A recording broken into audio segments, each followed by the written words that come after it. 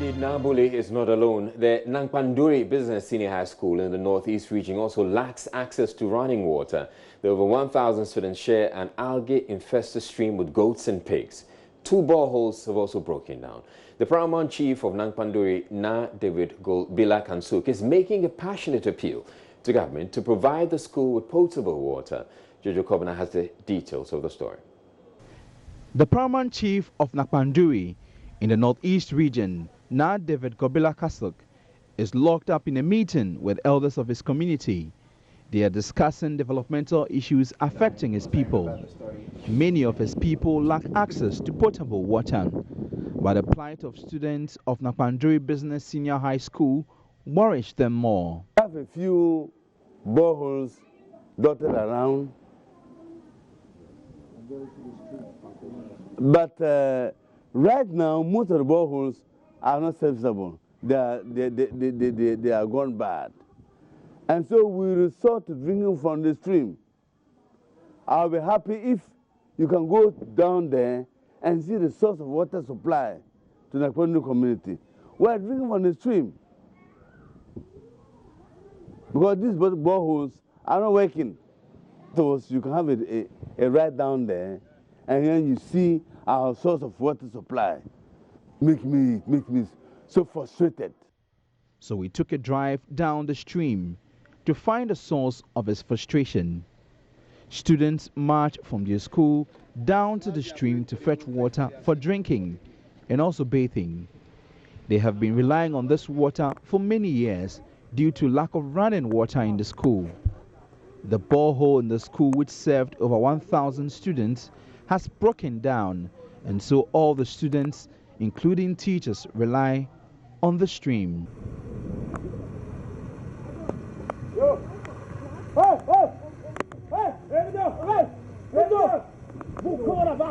They removed their sandals and dipped their gallons into the stream. Deep down, the water are slimy algae blooming. Human activities around the water also pollutes it further. Animals also quench their thirst here. Some organisms also float on the surface, and just close by, students also drink it. The students say, although they are unhappy with the source of water, they have no choice. Animals too are drinking it, and maybe if you are coming to fetch the water, you can easily fall inside and they will cane you. So this water, do you boil it before you drink? No, we just take it like that. Why? Because we don't have where to boil it. Us are drinking like pigs. They will come and swim inside the water and we are taking it. We come and meet our past seniors. They were all using this water, so we also joined them to use it. They recount falling ill because of the water they consume. Sometimes you'll be vomiting down your stomach. Even one boy in our class, today we were having social paper, but he was not able to write. That his stomach is paining him. Because many residents of Nakpanduri lack water, business-minded people now pump and transport the water for sale. The school kitchen also uses water from the stream for cooking. The kitchen used to run on a mechanized borehole, but the system connection has been destroyed following construction works, so all the water tanks are empty. It will be difficult to boil water in the kitchen for them because of the equipment, and their number too is large. So if we have enough equipment, yes, we can do that, but now we have less equipment to use. The senior housemaster, Amadou Timothy, recounts that the agitating students almost destroyed his office because of lack of water. So during the rainy season, it rained and the water was polluted. So the students said they wouldn't want that water to be used for their meals. And the only source of water was the mechanized borehole that serves the kitchen. And there was a weak lice off. So we couldn't get water from that mechanized borehole.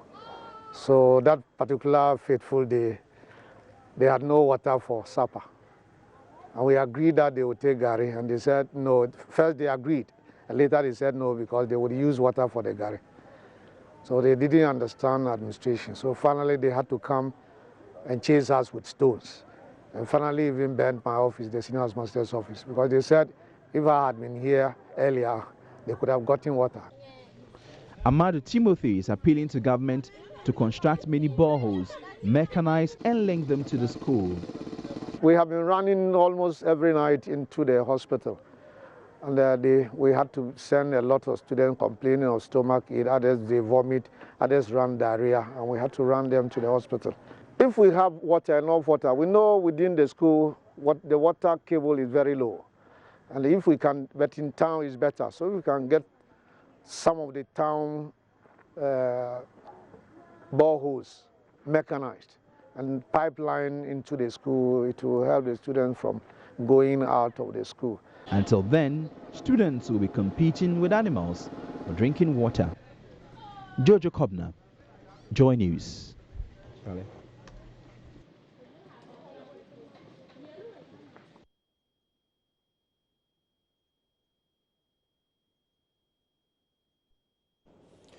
Well, joining me in the studio right now is Patrick Apoya. He's with the coalition of NGOs in water and sanitation. And we just watched 3 stories on access to potable water. And is the country making any headway at all as far as providing water to the most vulnerable is concerned?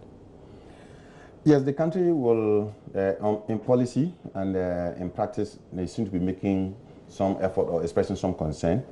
But our observation and evidence to date suggests that the very vulnerable people, they are really not being touched by whatever the state is investing in its people. Yeah. And when I say vulnerable people, we are not really looking at the very remote communities. The communities that you are seeing, they are not very remote. I mean, they are actually, by community water and sanitation standards, they are small towns. And if these people are in this kind of situation, then you can imagine those that you really call remote communities. Their plight, you can't even look. It's even worse than what you're seeing now. What ideally should be the plan for such far-flung communities, especially because they can't be reached by Ghana Water, as in supplying lines to them? So how do we provide them with potable water? The national strategy for addressing those communities, which is managed by the Community Water and Sanitation Agency, stipulates that every community should own and operate their own borehole. And that's why government provides a borehole for you. But once you get the borehole, you're supposed to put mechanisms in place where you charge for the water and then you use the proceeds from whatever you get to pay for spare parts to maintain them. All right. Now, the structures over the years have disappeared. Some were trained over 15 years ago, 30 years ago, 20 years ago.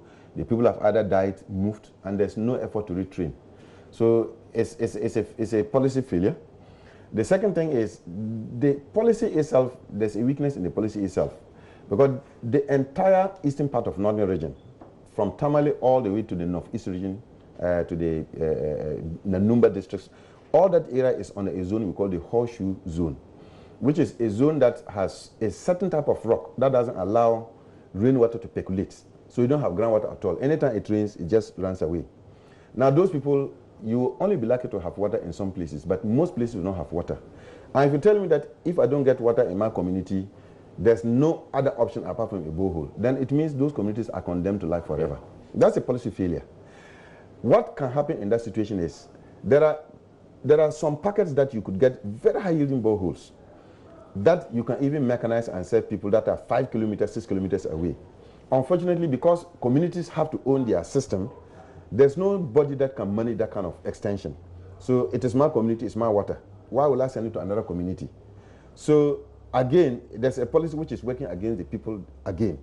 Now, fortunately, Community Water and Sanitation Agency has taken that up. It's this particular challenge that Community Water is initiating the kind of reforms that they're initiating. All right. That rather than saying community ownership, they become the utility for the rural communities. Then they can take up these issues where they be able to extend water that might be available 5 kilometers away to communities like this, where you can't find the water right in the community.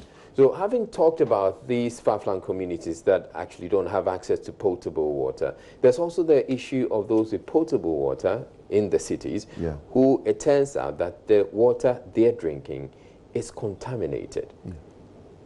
How serious is this situation? Because you're talking about a situation where 8 out of 10 communities or households sampled, they had their water contaminated. That's correct. That's quite serious. Yes. And it is very serious. And when if you know what E. coli means, it's the best indicator to tell you that this water has been in contact with fecal matter. That's the simplest way to explain the meaning of fecal contamination. And for you, or for Kanuas, it just simply means that this is as a result of open defecation. Open defecation, and also some weaknesses on the side of our utilities. First and foremost, if you go to Ghana Water Company, their treatment sites, the water that they treat is clean, is 100%. You can't see any form of E. coli. The chlorine is okay.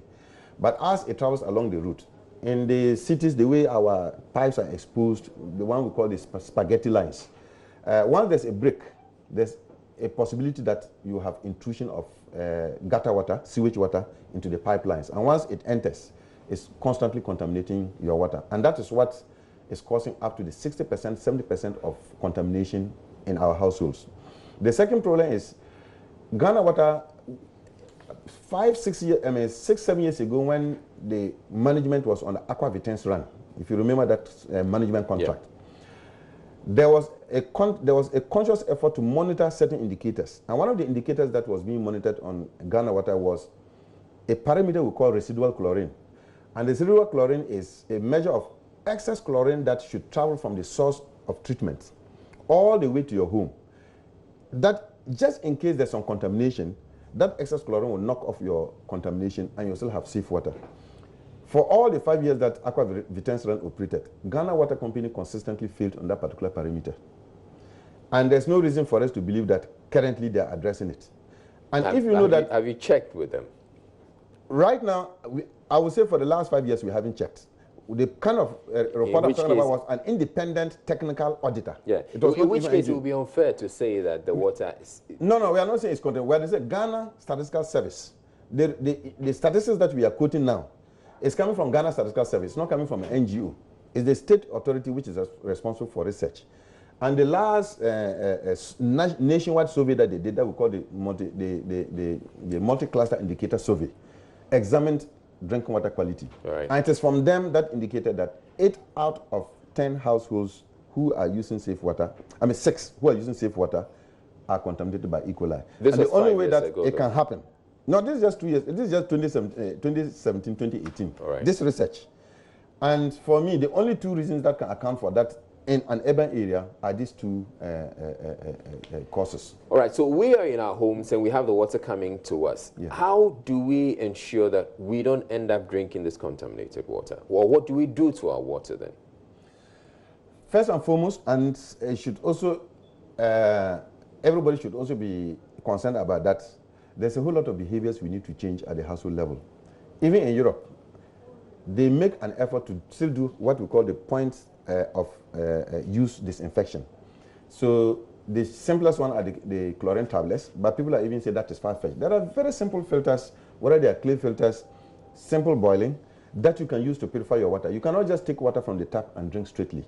There are Veronica buckets that you may think it is not safe, but there are some of them that you can put filters inside, and it can filter your water very properly for you. That is what we encourage everybody to do. For me, if you can do that, it is still better than even going to buy sachet water. Sachet water, it's not all of them that are safe. I'm not going to spoil anybody's business, but it's not all of them that are safe. If you can take your water from the tap, do your treatment using these cheap methods. By yourself. Then we are sure of a healthier population than what we are doing today. All right, thank you very much. Patrick Apoya is with the Coalition of NGOs in Water and Sanitation, and he has been talking to us about the water that's running through your taps and the water that you end up drinking.